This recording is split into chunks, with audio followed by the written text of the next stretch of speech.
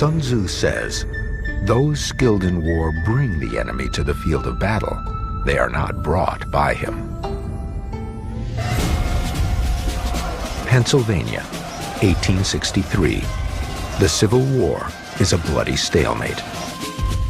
By the end of June of that year, Confederate General Robert E. Lee boldly moves his army of nearly 60,000 men into Union territory. While most of the battles of the American Civil War have been fought in the South, Lee decides the moment is right to invade Union soil. Lee's plan? Destroy as many military posts as possible in Maryland and Pennsylvania while Union armies defend Washington, D.C. One key target is Camp Curtin, outside of Harrisburg, the largest military supply depot in the North. The strategy of Lee's attack on the North is not primarily military, it's primarily political. And he's going to try to essentially to defeat Lincoln politically. What he hopes is a massive defeat of the North will encourage people to lose faith in the war. Lee's bold military action to achieve a political victory is more of a go strategy than a chess strategy, exactly the kind of plan Sun Tzu would have admired. But as Lee's main force moves north, a skirmish erupts in Gettysburg between two cavalry units. Confederate General Heath had a division at Cashtown, and he wanted to move over to Gettysburg in order to get some shoes that were in a factory there. That was the only reason he went. In this fashion, he moved without any understanding of what lay ahead of him, and in the process set off the greatest war that's ever been fought in the Western Hemisphere. Lee gets word of the skirmish and is told that a major Union force is at Gettysburg.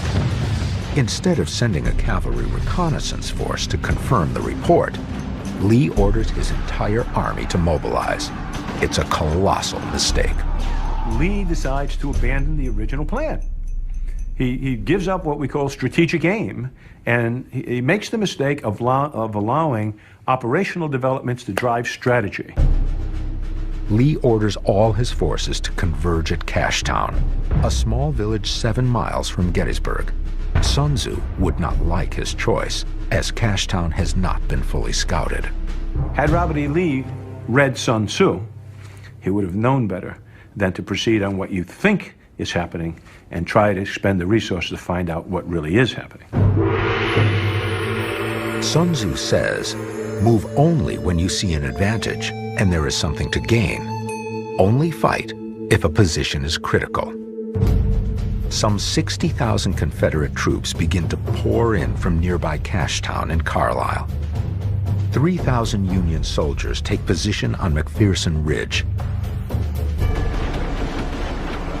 They try to hold off the onslaught of enemy soldiers until help arrives.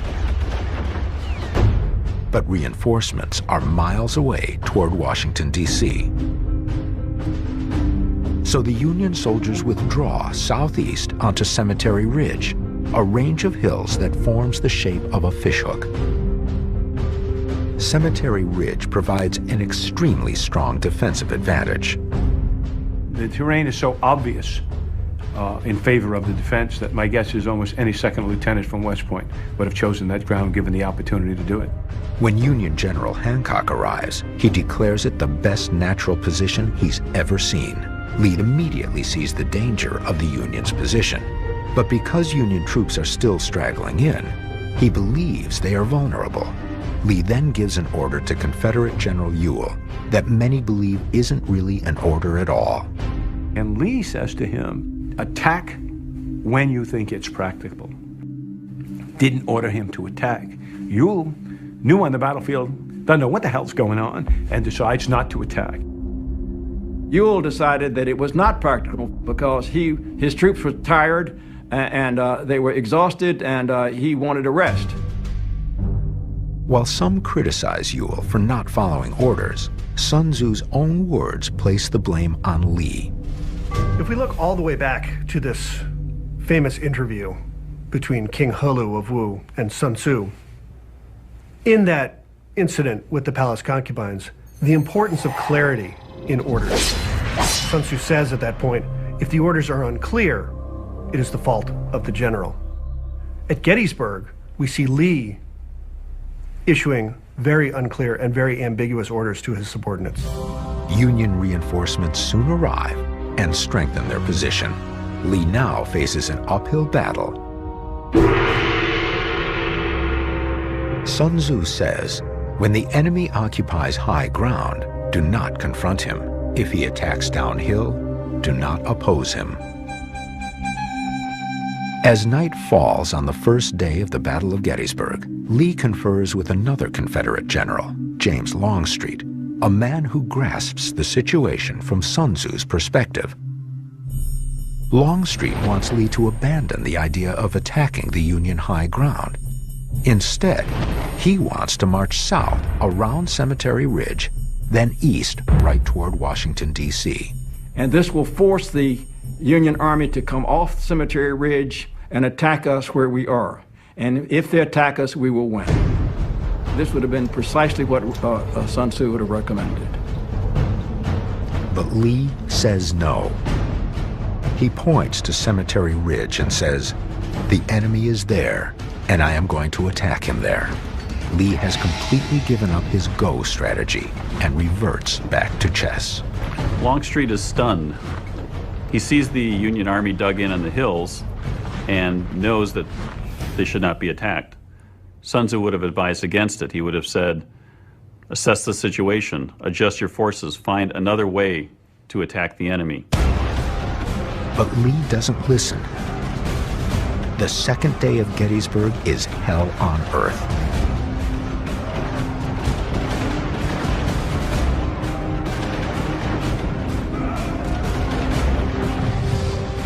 Bucolic pastures are transformed into fields of slaughter. Places like Plum Run, the Peach Orchard, and Little Round Top see some of the bloodiest hand-to-hand combat of the war.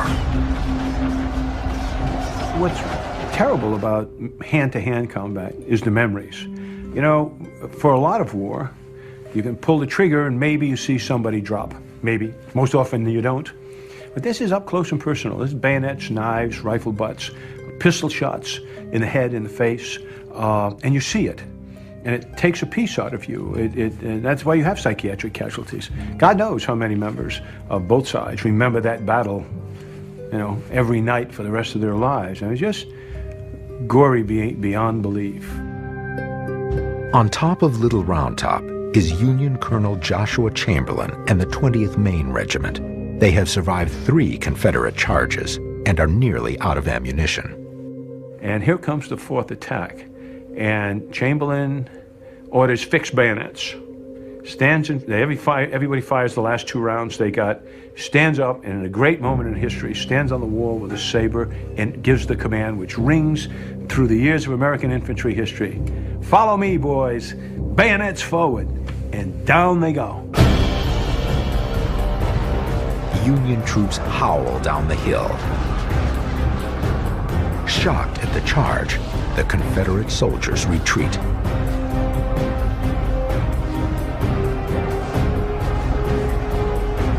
Against all odds, the Union hangs on to Little Round Top.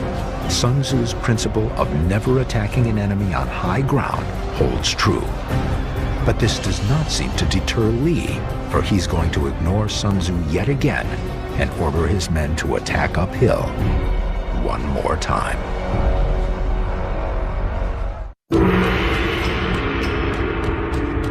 Sun Tzu says, there are some armies that should not be fought, some ground that should not be contested.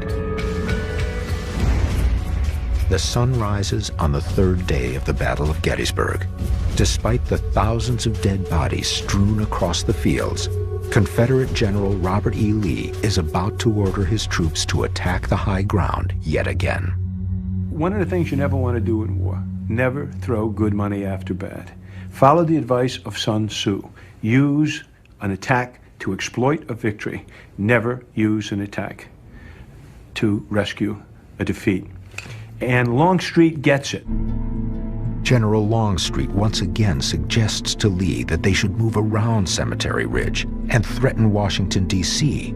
to draw the Union off the high ground. Longstreet understands that the Confederates are in a terrible position. They are outnumbered. They do not have the high ground. They have suffered terrible casualties in the last 2 days of fighting, and that there's no real chance of pushing the Union Army off the high ground. But Lee feels his men have sacrificed too much to turn back now. Lee gives the order to attack. The infantry charge is led by Major General George Pickett. The story is Dutch Longstreet is sitting there, and Pickett says, "Shall I go, General? Shall I go?" And Longstreet just drops his head and looks away. "General, shall I go?" And Longstreet again looks away. He said, "General, I'm going into the attack." And Longstreet looked again away. Longstreet never gave the order to attack. He knew it was suicidal. In the sweltering July heat, 12,500 Confederate soldiers, led by Pickett, make their determined march across an open field nearly a mile long.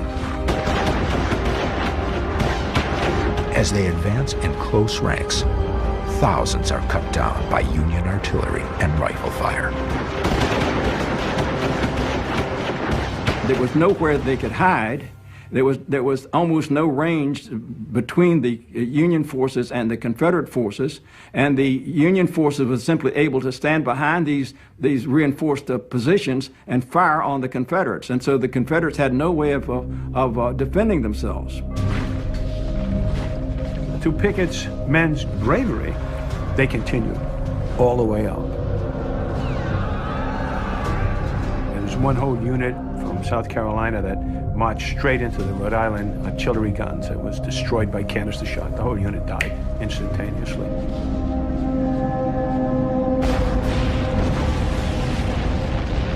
Just tore through people, limbs, heads, eyes, blood, hair, and eyeballs everywhere.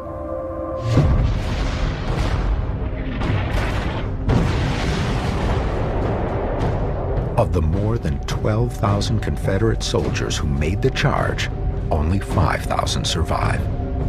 The Battle of Gettysburg is over. Sun Tzu would have been horrified at the tragic waste of Pickett's charge. Sun Tzu always believed in using the intellect rather than force, and never attacking headlong an enemy force if he could do otherwise. At Gettysburg, Lee doesn't adjust his strategy to the situations on the ground. He refuses to retreat even when the situation is clearly hopeless. And Lee takes off his hat, dismounts, and walks into the field and says, "It's all my fault, boys. It's all my fault." "You're damn right, General. It's all your fault. No one in his right mind would have ordered that. You should have listened to Sun Tzu." In the end, his failure to follow Sun Tzu's wisdom is one of the factors that costs the Confederates the war.